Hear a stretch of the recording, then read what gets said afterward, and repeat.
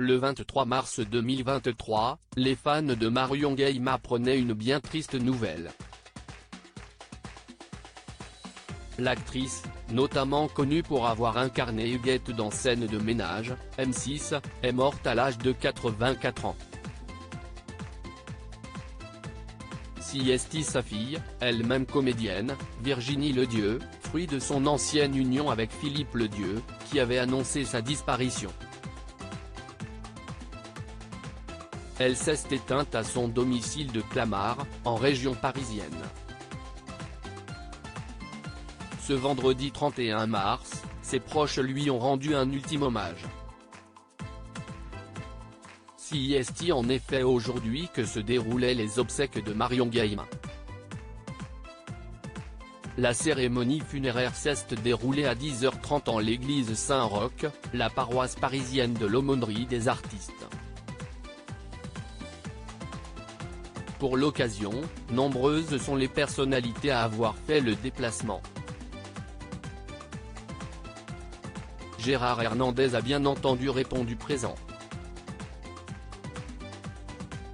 Depuis 2009, il incarnait son mari de fiction Raymond dans Scène de ménage.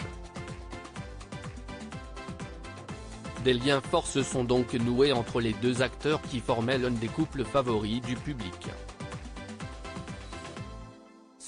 Escorté par Nicolas de Tavernost, directeur général de M6, et d'un attaché de presse de la chaîne que Gérard Hernandez a fait son arrivée.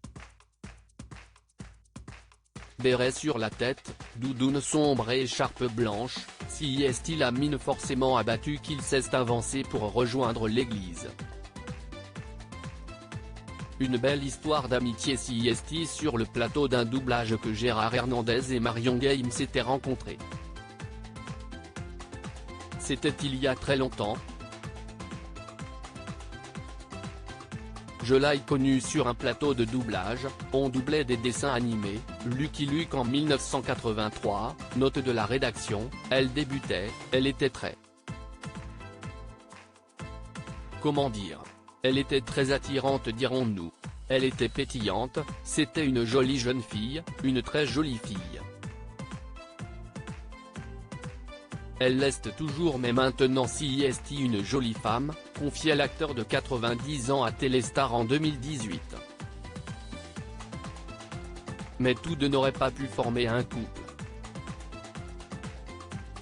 Auprès de Télépoche, en 2016, la défunte actrice assurait « On s'est connu trop tard. Je suis quelqu'un qui a papillonné à droite et à gauche, beaucoup visité les sentiments, alors que Gérard était éperdument amoureux de son épouse. On n'aime pas les mêmes trucs, ça le problème. Qu'est-ce ce que dirait l'emmerdé pour boire le thé alors qu'on se voit le reste du temps devant les caméras ? Des propos confirmés par son partenaire. À défaut d'être des amants, ils ont donc été de très bons amis toutes ces années.